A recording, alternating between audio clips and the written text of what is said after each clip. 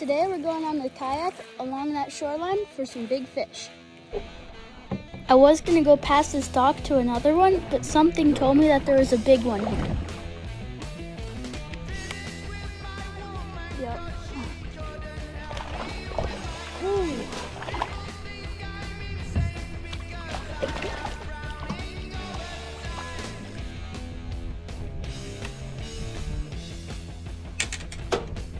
Once I pushed back from this dock, I tried unhooking it, but little did I know the fight wasn't over.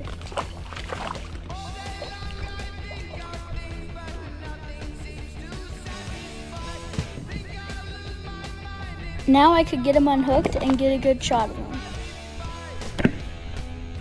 Alrighty, a nice bass, probably about 1.5 pounds, 2 pounds. Thanks for watching and subscribe if you want to see more.